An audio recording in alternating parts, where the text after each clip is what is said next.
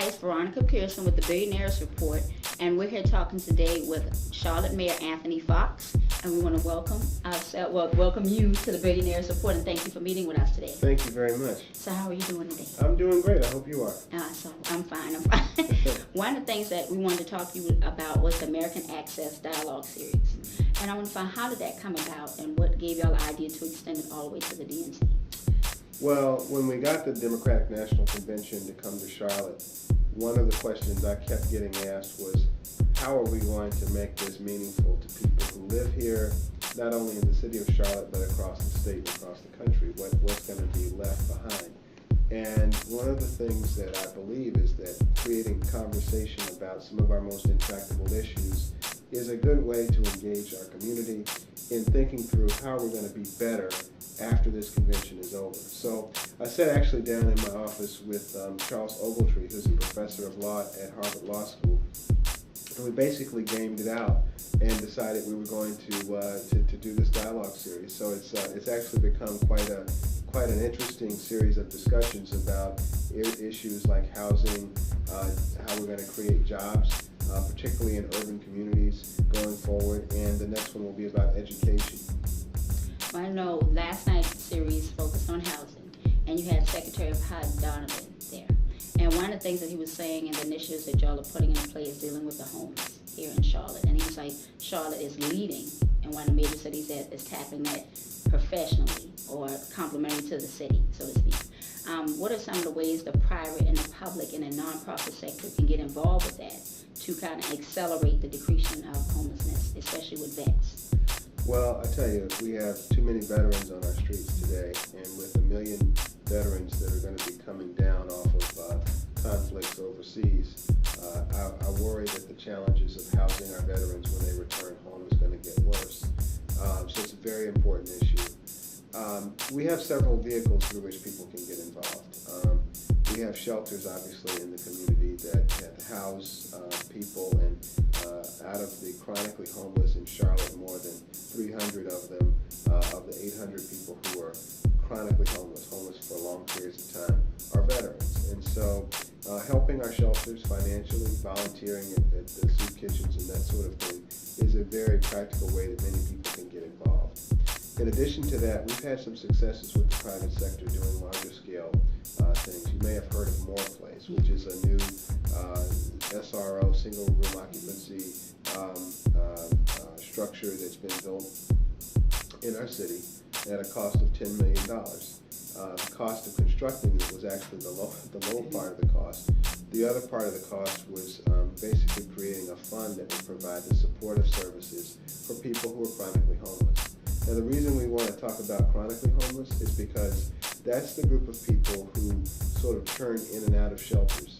And if we find housing, long-term supportive services for the folks who are chronically homeless, that means that our shelters have more capacity for people who are homeless for shorter periods of time. So it's a critical piece of trying to deal with it. So More Place was a private-public partnership, and we need more of those. It takes $10 million to build a More Place, and we really need about 5 or 6 in Charlotte to get the job done. So we need to get 100 million. Yes, absolutely. You got it. So what are some of the benefits that you see of the city and the county joining together? Well, I talked yesterday about this. More Place is a good example. You know, the city of Charlotte does building things very well. We build structures. We fund the construction of shelters like More Place. But we don't do the human services component. The county does social services. The county does education. The county does a lot of the social safety net type of work in this community. So from a business standpoint, when the city puts money into a place like More Place, we don't realize the savings involved from not having someone going to jail or not having someone going to an emergency room or a kid who's not learning because they don't know where they're going to sleep the next day. And so part of what I've talked about and spoke about last night was the idea that the city of Charlotte, not the other surrounding municipalities, but the city of Charlotte and the county commission, we really should join and merge the county and the city of Charlotte together, because I actually think on this issue, the work that we're both doing actually creates cost savings for citizens and actually has a more impactful result on the issue of housing. And then it would allow both sides to see how it's reflective. Like if you have more kids going to school, you have less homeless being arrested, the police, and so everybody sees the benefit at the same time, where it's not finding out too late. Exactly. So they can move forward quicker. Exactly. From our standpoint as a city, we don't realize the cost involved in an issue like homelessness. You know, the county runs the jail system, so they pay for that. You know, they run a lot of the medical care services. They do that. But if we were joined together, we'd be looking at these costs across the table, and we'd say, well, why are we paying all these huge medical bills for people who are going to the emergency room because they're homeless, or people who are being jailed because they're homeless, or people who aren't learning because they're homeless? You know, we would look at it as a business decision and say, we got to save that money and put it into getting people housed right now, and we'll realize that cost savings over a longer period of time. And then it'll be more beneficial, not cost-wise, but you look at the demographics of people on the street will be off now, more productive. Yes. And then you have kids in school more productive. Yeah. So that'll help everybody from city to county. One of the other questions, we know the DNC is coming in September. I've heard that. Yeah, you know, it's big, it's out there. I don't know if you caught that yet.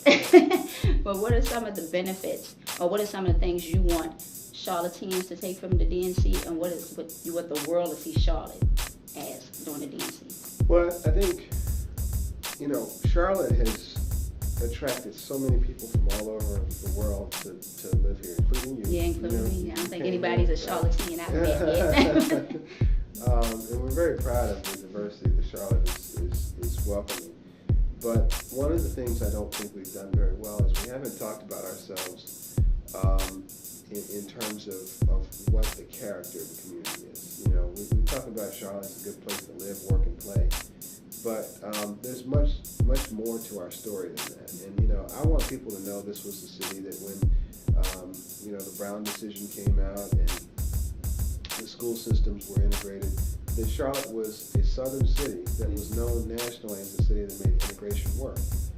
I want people to know that we're taking steps to be the first city in the world to take the Citgo Business District and reduce the carbon footprint 20% over the next 5 years. You know, I want people to know that this city has come its way because of determination, because of vision, and because the people who live here are committed to making this city as great as it can be. And that's a character issue within our city that I think the world needs to know about. And, you know, frankly, I think the more people know that, the more opportunities we're going to have over the next 20 years to attract talented people, to attract new businesses and jobs to our area. And that's really what I think the big payoff for this convention is for Charlotte. It's really our introduction to the world. Yeah, because when you see magazines like Forbes magazine writing about Charlotte, and some of the things they say is the best place to live, the more friendly place, and they're not even talking about money. Yeah. So, and this is a money magazine telling you if you want a friendly place to live, raise your kids, and benefit financially, Charlotte is still growing in that aspect along with everything going on in the economy. So that's a good thing to know, Mayor Fox. Yeah. And I want to thank you for joining us today and giving us your time to inform our audience about things that are going on in Charlotte. And we look forward to partnering with y'all for the DNC and anything else you need us on.